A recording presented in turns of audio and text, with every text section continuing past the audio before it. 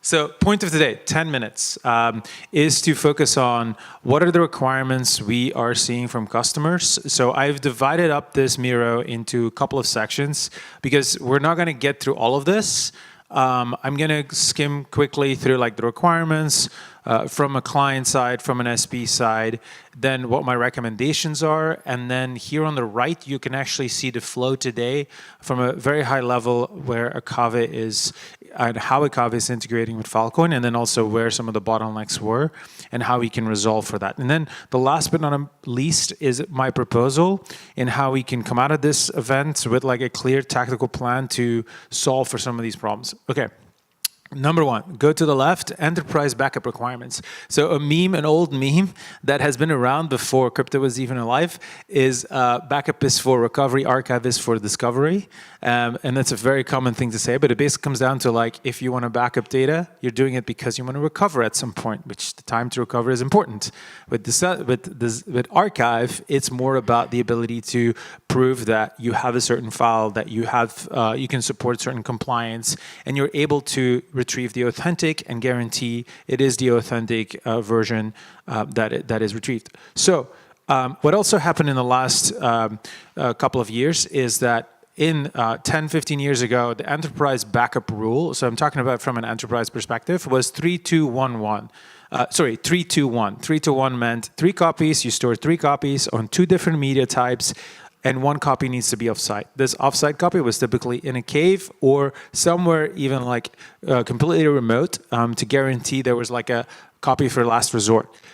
Today, because of ransomware, because of all these attacks, this rule has changed to 3211, which means that insurance companies are requiring an immutable copy to be stored off-site, meaning not in your own data center. It has to be served, or it has to be stored with a third party.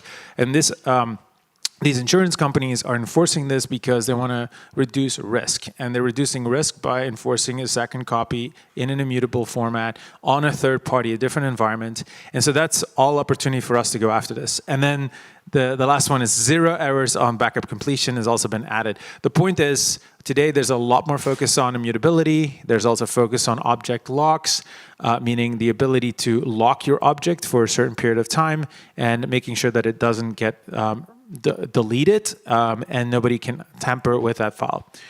Compliance and UX requirements, what are we seeing? Enterprises, Web 2 companies, they want the storage to work with their applications. They want it to be qualified. So we have a customer that's looking at Snowflake. So they're integrating with Snowflake. They want to store data on Filecoin. What do they want to see? They want to see an integration with Snowflake, meaning they want to see Filecoin or Akave on the dashboard, on the website from Snowflake that says, I have qualified the interface, and therefore you feel comfortable. You should feel comfortable, Mr. Customer, to store it with Akave and Filecoin. So these are all things that we need to do, and these applications today are speaking file systems, or they speak file, or they speak object. And so providing an object interface allows for that easy transition, and then you can move up, meaning you can bring some of the value attributes that blockchain enables, like immutability, but also verifiability, and all the other composability aspects into the application stack. But it's a phased approach. What do customers want? Ability to access and delegate. But typically they want to use and configure access control through access control systems that they know. So if they're using AWS or they're using S3, they want to use the signed URL capabilities. They want to use the same authentication methods, access control, like the secret key and public key type of approach. So they want to just use a token. They also are interested in how does encryption work, where is the data stored, how long is it stored for.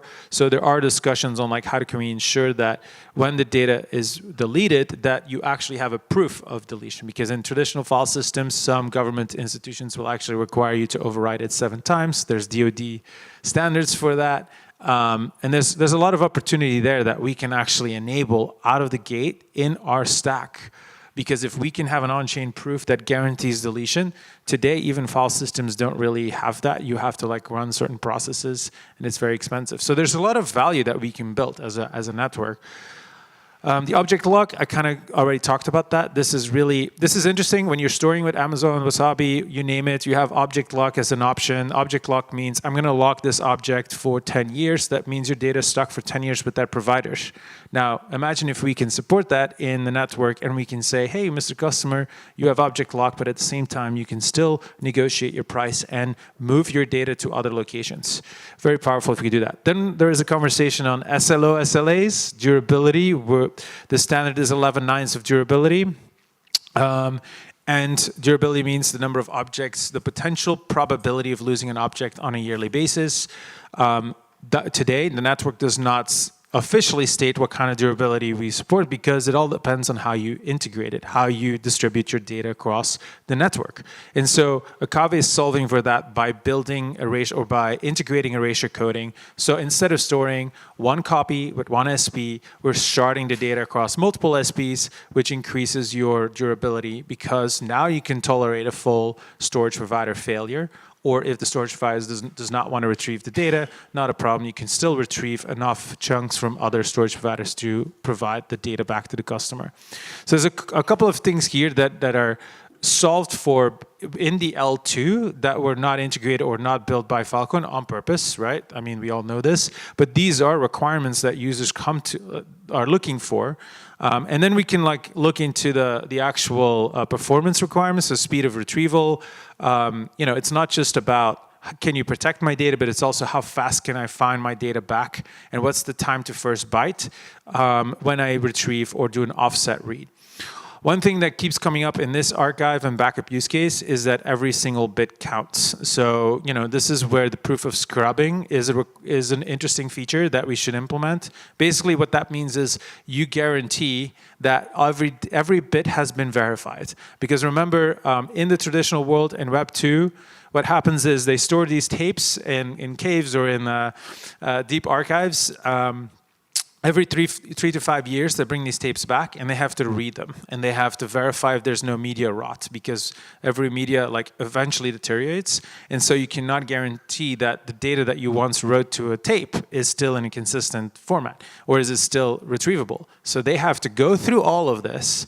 And guess what they're doing? They're creating they're creating hashes, they're creating checksums, and they're verifying those checksums against the database. Well, guess what? That sounds familiar, that we do this on a daily basis. Why wouldn't we do this on a daily basis in the background and just guarantee back to our customers that every single bit has been validated? So the proof of scrubbing would be a good counter or alternative to having to pull those tapes back into a staging area and read all those hashes.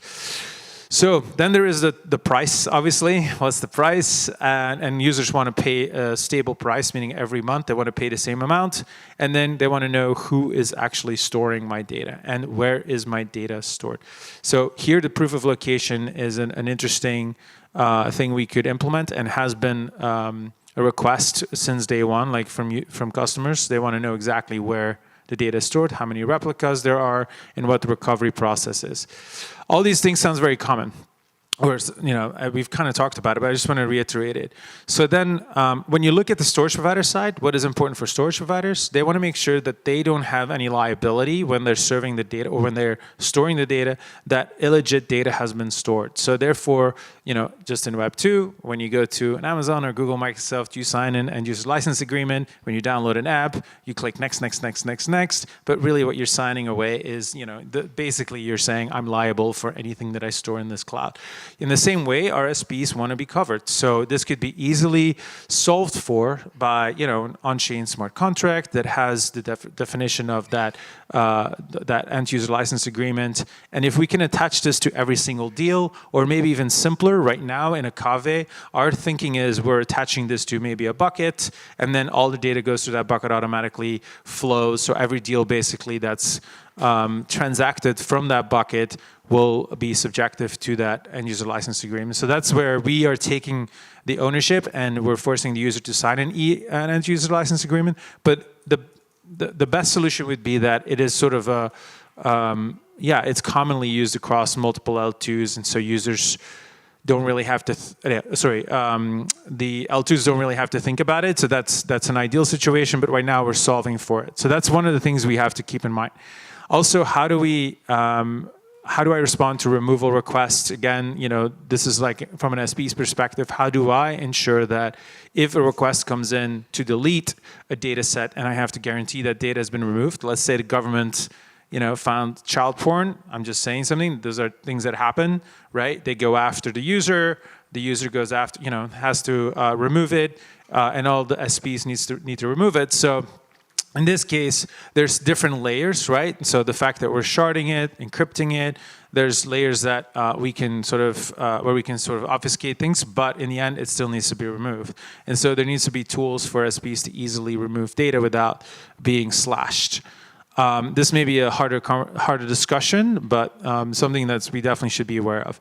So what are some of the needs that I think are important is like we need to understand the location of where the SP is located. And ideally, this could be part of the deal. And the deal comes in, it's sort of attached to a certain location.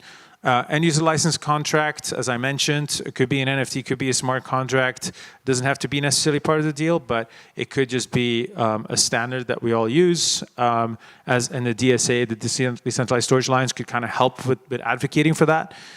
More importantly is an SLO commit. If you do a deal, what is actually the commit that a provider is willing to sign up for? Because remember, this is a paid deal. This is not a free deal, right? So if you're paying SPs, you should be able to set a certain SLO commit. And we could start very simple with like 3 tiers. You should be able to retrieve the data within an hour, within a minute, within a second. Start there. Okay, I've got 1 minute, man. Okay. I'll go quick.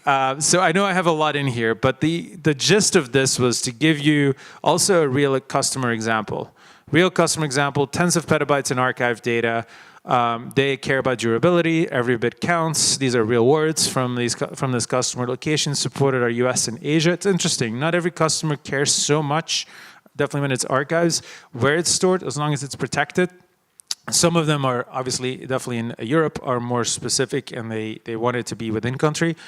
They want the time to first byte to be less than a minute for offset retrievals. So remember, they want to be able to do a read from a certain subset and it needs to start within a minute to stream the data back. Cost less than $5 per terabytes per month. They're already storing a erasure coded copy and the interface is sort of like, could be SDK, could be S3. S3 is the easiest way because that's what they're using right now. Now, who are we selling to with Akave? Large Web2 datasets, Web2 object storage, and Web3 object storage. Sounds maybe surprising, but a lot of DeepIn and a lot of Web3 builders are building on Amazon, Google, and Microsoft. So whether you like it or not, and you think they're Web3, they're actually Web2 infrastructure users, and it's because it's easy. And so we have to, as we talked about it this morning, we have to intercept those builders a lot earlier in their building phase. And this is where the hackathons are going to be super important because our builders are aspirational entrepreneurs and they're also future enterprise companies, enterprise builders. So we got to like tailor to them. So what's my proposal? By the way, I really wanted to go in detail here, but what this is I'm sorry for, I hope I'm not making you all seasick but basically here are the different layers, right? So this is an end user.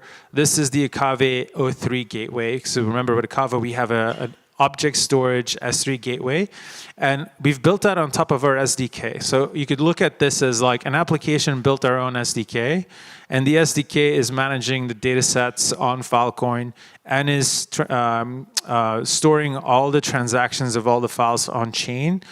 Whether it's IPC or another stack, that doesn't really matter as long as it's EVM compatible. And the storage node from Akave itself is also storing a cached copy for the time being because we need it for fast performance.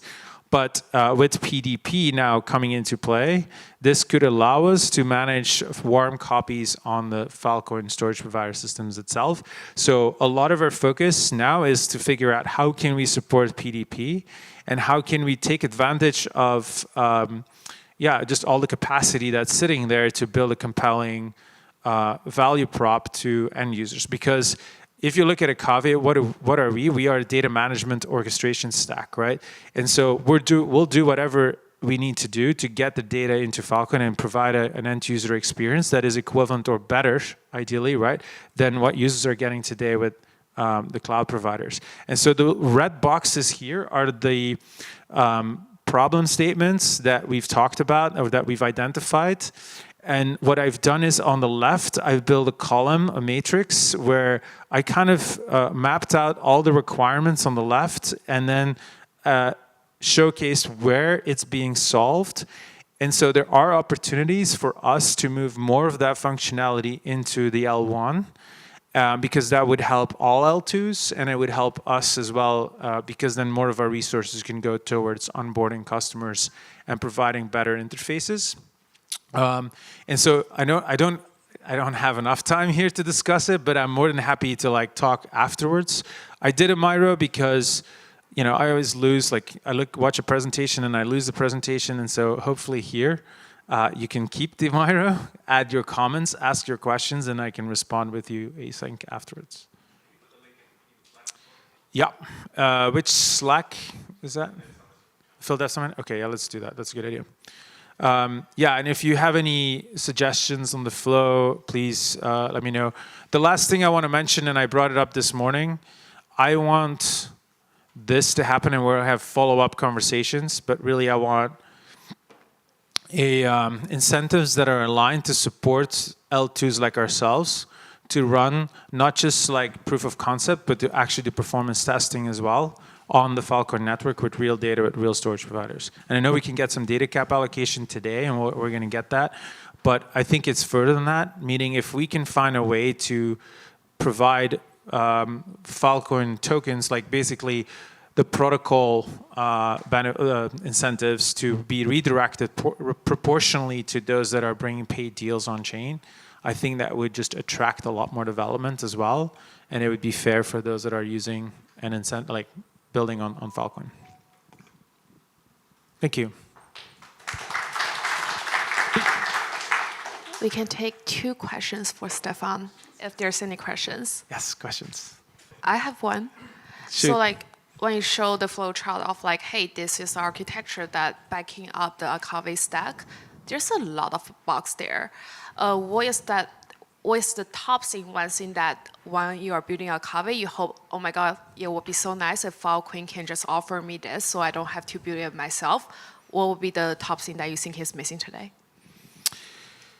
Yeah, I mean, getting PDP to be implemented, because then we can go to every storage provider and so there's a few things. Like the stable coin is important because that gives us it's a lot easier for us because then we don't have to deal with the volatility.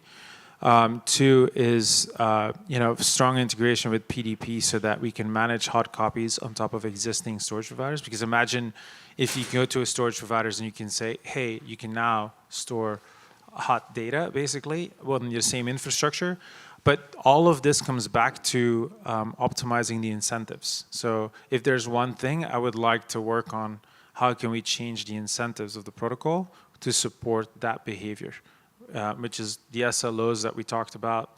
I mean, it's all very well connected. So, yeah, building the SLOs, connecting it to the protocol incentives is important. Any questions? It's a lot of stuff on the diagram, but what is the experience that you want to give? The experience to the end customer? Yeah. Right now, they should be, with a simple click or one line of code, be able to move their applications to Filecoin through Agave. That's how simple we want to make it. Yeah. All right. Good afternoon, folks. Thanks for sticking around after lunch. My name is Jared Barnes. I wear 2 hats. One of those hats is head of ecosystem for the Near Foundation. I oversee all of our business development ecosystem growth in DevRel for Near, working with about 400 projects across our chain. The other hat is actually very near and dear to my heart in leading the PL Dev Guild, which I recently joined the team and actually alumni of the program. So, in the next 5 minutes or so, I hope to share a little bit from the builder's perspective of how they actually think about scaling projects and some of the technical trade-offs that I've seen in working with a lot of founders who are growing and scaling, but also really dialing back and saying, what does that mean for us? And so maybe just to dive in, I wanted to zoom out and think 10,000-foot view. We often talk a lot about the technology, but I think it's really important to think about where the world is going in terms of behavior. So I think two assumptions really underpinning this next 5 minutes. The first is we're living in this age of AI.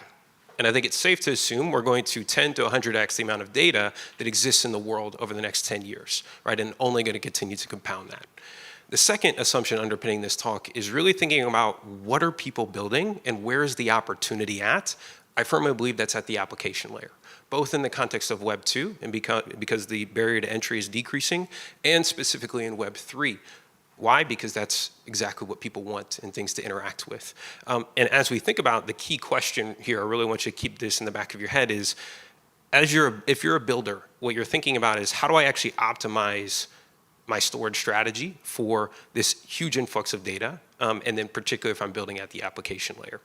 And so quick reality check, just again, taking a step back, myself sharing outside perspective here. I think if you're a builder, you're really thinking about how do I make my technical decisions as easy as possible, right? Builders are typically going to take the path of least resistance, particularly when not only starting something new, but going in kind of these iterative growth cycles and phases as they scale their company. And oftentimes, I think one of the things holding us back in Web3 is a tribal nature. And sometimes it's like, is it Filecoin or traditional storage? Like a very binary decision. But again, most builders are going to take that not only path of least resistance, but really take more of a component-based approach. In other words, really think about where does Filecoin sit in my stack versus trying to be completely verticalized. And so how does that show up, right? Not going to go too deep into this, pretty straightforward of how data infra is evolving, right? And you think about why this matters. I'm a big fan of just reading engineering blogs. I love reading engineering blogs of companies that have scaled, like how does Uber optimize for surge pricing and how do they manage all that data to actually make that business decision? Or how does Stripe process $1 trillion in transactions every year? And so what we've seen, obviously, in the world of Web 2 is very verticalized custom data infra as companies scale. And I think as Filecoin grows, there's a real opportunity for builders to be thinking about what does that mean in a decentralized world, particularly as they grow and scale. And so as you think about some of these key transitional patterns of where not only the world of storage is going, but how applications and data infra is scaled in the context of Web 3, builders are really thinking, how do I leverage this technology, right? And I think it's our opportunity to make that even more clear to them. And so that's kind of context. Backdrop, I want to get real quick into implementation. These are three things and three patterns of talking to hundreds and hundreds of builders that they're constantly asking, maybe not at a hackathon, but particularly after they've raised venture dollars and are actually starting to scale a company. First thing is they're actually really thinking about the cost structure of their business. In other words, as we scale, at what point does it make sense for me to leave AWS S3, like was just shared, and really think about decentralized storage as a cost-effective option and really being able to model out my true cost of ownership. The second, and really I think it's probably the most important, I probably should have put it first, but it really often does come down to performance. And particularly, again, in this age of AI, especially if you're building at the application layer, understanding the latency needs of my end user. And how critical is that to the experience that I'm trying to create. And then from a business model standpoint and really understanding unit economics, how do we scale this, right? How do we ensure that this aligns with our revenue model?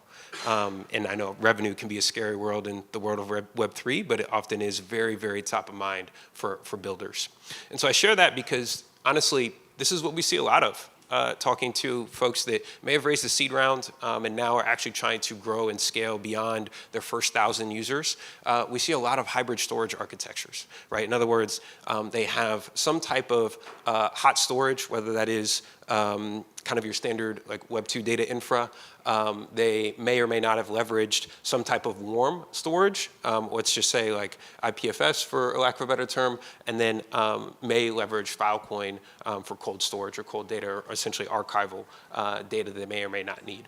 This is, again, what we see a lot of consistently, and this is like my best fig jam diagram way of how that thought process has modeled out or shown up in the founders that we've spoken with. And so I share this in that, again, as the cost and performance 2x2 matrix consistently shows up, this is where decisions are oftentimes being made, right, as well, just to make that a little bit more real.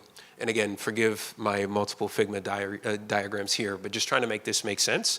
How we've seen this again play out and where conversations come back to are really understanding business model impact, market requirements, and technical fit.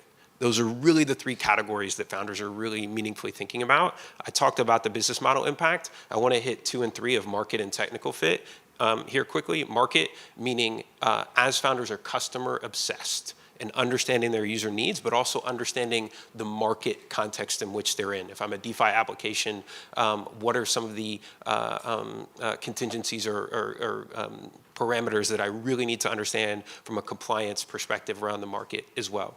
And so this shows up, again, in terms of how decisions are made. And I'm conscious of time here, so I'm going to buzz through this.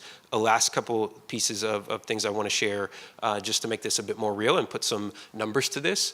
We recently had a project, I'm not going to say the name of the project, pretty notable team building at the intersection of AI and Web3, hit over 100,000 users for their application. Super exciting, but also facing a lot of decisions about data infrastructure, and particularly both cost and performance. And so to make this a little bit more real, these are dummy numbers, but reflective of the cost, right? So don't get attached to the numbers. This was just back of the napkin math in FigJam last night when I was putting this together. When we're thinking about like true infra costs, let's say I'm a hackathon, I'm a builder and I just finished a hackathon, I ship something, I get 100 users. That's amazing, right? Realistically, it's not gonna cost you a whole lot to scale that and host that and enable people to interact and interface with your application.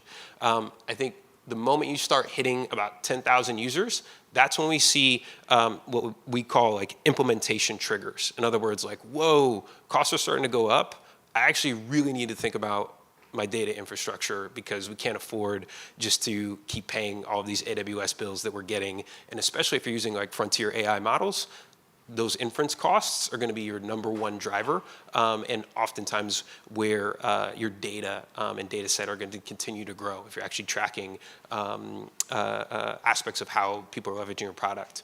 But ultimately, right, once you hit like a true point of product market fit or scale, arbitrary number here of 100K users, that's when pricing decisions and the economics really start to take effect as well. And so I bring this up because I think to date, again, not going to say the name of the project, but this is how they've managed their storage tier architecture, just in terms of actually breaking down how they've categorized their data. And so I share that, again, as a point of reference, not to say that this is a source of truth, but just here's how people are thinking of leveraging data. And so last piece, this is more for builders in the room. If you're really thinking about scaling projects, thinking inference is going to be your #1 cost in the world of AI, but having a clear data classification, super important, things that founders don't often think about, and really how you're going to measure those trigger points as you scale, right? Because just to go back here, going from that 100 users to 100K users can happen a lot faster than you think if things go right. Oftentimes, the biggest inhibitor to success is not planning for success, right, as well. And we see that a lot with founders. So last thing, if you don't hear anything else from this talk, I know I may went a little bit over, storage is a business decision first for 99% of founders. It's a business decision first. Hybrid approaches are currently what a lot of folks are taking and have experienced success with. And being user obsessed and understanding the scaling implications is the biggest educational opportunity.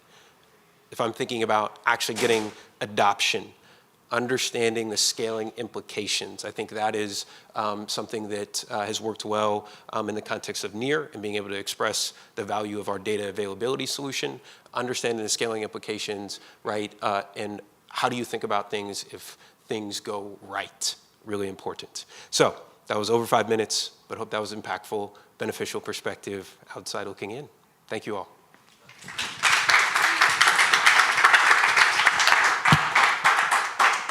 Thank you, Jared. We can take one question if anyone has any. Your talk is so good. Everyone just is like, yes, that.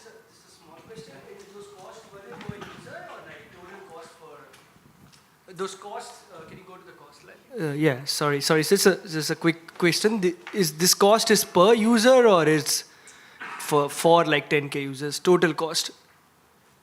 Dummy numbers, total cost. Oh, okay. Yeah. Just to repeat, dummy numbers, more reflective of scaling. That's literally just using the cost of S3 pricing from the website, putting it on back of the napkin math. Obviously, it's going to be a little bit higher to that if you consider like full infra costs. But if we're just talking like those three buckets, yeah. Okay, cool. Thank you so much, Jared. Okay, thank you, Sarah. Hi everyone, my name is Vincent, and I'm a founder of a development studio, Box. So really quick about my background is I consult enterprises for their cloud strategy. So really thanks for what Jared just shared. And also I work with like Web3 venture studios like Animoca or other startups on their products and engineering teams. Yeah, so that's me. And then like, okay, why am I here in the very first place? Like, so I've been building on Filecoin, and to be exact, I'm much more like a hacker myself. Eventually, I want to build my own products. And then I really like what Protocol Labs are doing. All right.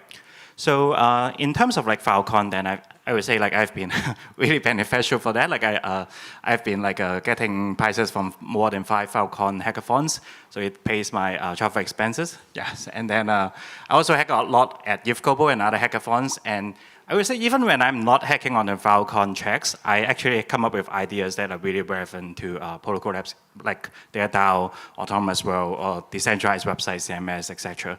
Yeah, so kind of like that's what I like to do, and I learn a lot. And eventually I joined the PLDG, the Dev Guild, and I'm the cohort number 1, yeah. So what I like about Protocol Labs is I feel here we got really solid like science and technical foundation that is really hard to find in some other ecosystems. And also there's such a like a diverse topics that I can engage myself with, a network of startups. And finally, the public goods funding, the initiatives are really, really important because I can see a lot of projects or ideas cannot go anywhere without that. Yeah, so I think what Protocol Labs are heading are really, really interesting. But then they also come at the complexities, and usually it takes quite a lot of learning curve to understand all about this. Yeah. All right, so just to recap my own journey as an example, the first Web3 hackathon is If So, maybe 1.5 years ago. And I was working on a data DAO idea, and back then, like the FEVM is just launching. So I would say my ideas come from this thing. I think it's written by Sarah, yeah. So this request for startup, that is super, super helpful because I can brainstorm a lot about the ideas. And usually people can pick up a hackathon, okay, it's always like solutions looking for problems. But then at the same time, sometimes you have to like really understand what is the vision, why are people building this tech stack, right? Because I don't think builders are in conference rooms like this to understand every single bit of those protocols. But then you need to showcase, okay, what are possible? Why are you guys working so hard on those stuff? And that really, really helps. And then the second thing is like hackathon are really short, and then I have to watch for every single thing. So eventually I discover, okay, there's SDK, there's Lighthouse, and that really make things much more simple. Yeah, and then I can come up with my idea and build a hack and get a prize. So I think that's essential about the hackathon. And then maybe it's specific to FEVM because back then I don't know too much about Filecoin. I don't know too much about EVM as well. So I always get confusion about, okay, how can I compare them? Okay, what are possible in FEVM, what are possible in EVM, and then there's some like documentation around the feature parity, things like that. So I think if we can communicate on this, then it will be even better.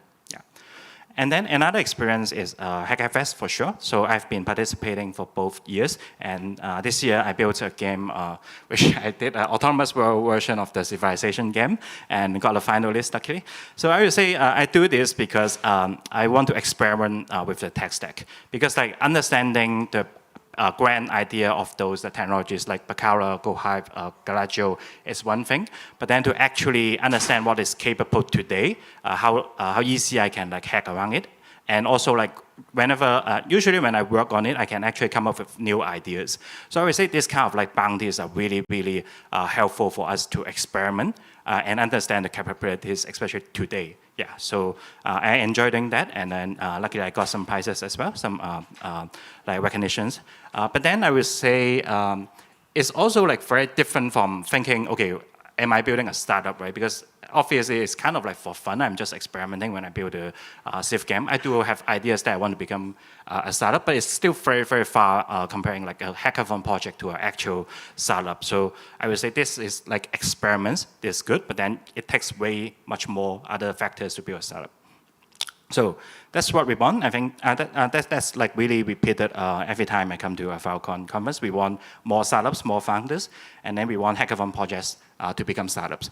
And hackathon projects are really, really fragile because like after all these like all-nighters, after all this like sleepless hype, yeah, I have to get back to work, and I usually don't really have time to come back to my hackathon projects and then to continue building that. And then also after like even I get some prizes, okay, those prizes are decided, but then do I really get enough feedback or understanding of those kindness that, okay, to judge whether I can bring this project to life, whether this idea is actually important, whether this idea can actually be productized? Yeah, it's very, very long way to go from one single hackathon project to an actual startup, as I said. So I would say if you're like curating a hackathon, organizing one, then try your best to give more feedbacks to those like builders, and also try to inspire them and proactively help them to tell, oh, we know some clients that they have some similarities, and maybe your project, if you add X, Y, Z, then it might work for them. Something like that is really, really helpful. Okay, and okay, 2 months ago I was in Youth Global Singapore as well, and then I'm building a CMS for DAOs to build a decentralized website. And this idea I'm really keen, so I have some willpower. I want to really make that happen.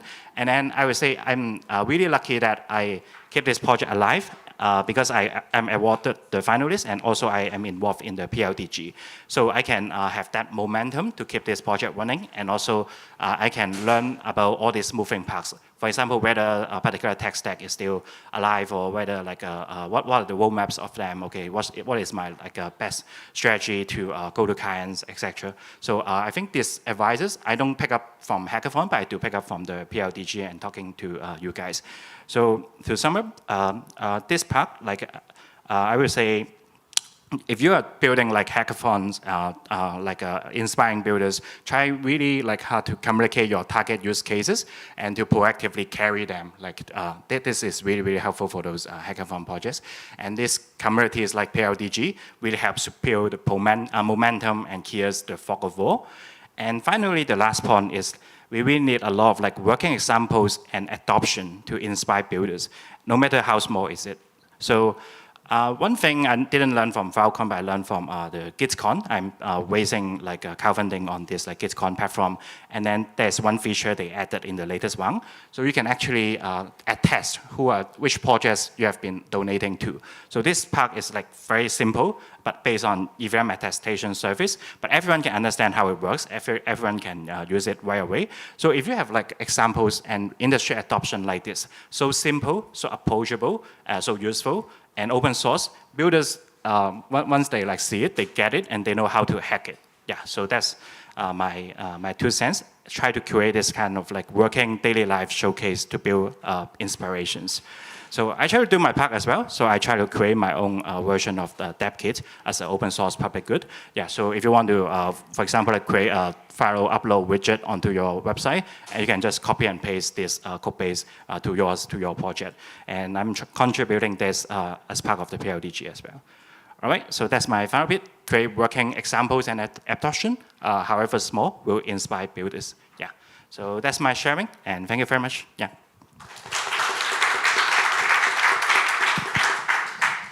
I think we can take one question for Vincent. Yeah, anyone?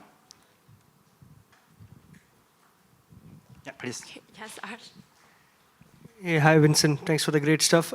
Just one question to you. So, as a new builder, if you had to rank the problems that are hardest to solve, go from the hardest to easier, is it like finding an idea to implement, or you already have an idea but the tech stack doesn't work and you're not able to build what you want, or you're able to build what you want but then you don't have the funding to keep going, you have a full-time job to do, so there's no time to do this?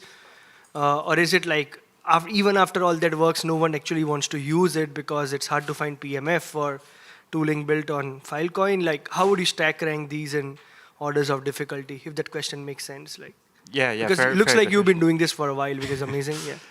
Yeah, very good question. So in terms of ideas, I think it really depends on that individual, because some hackers, they're more protocol focused, they're really technical, they do like time lock encryption, for example, and sometimes I just come up with a game. So that really depends on what that hacker interests at.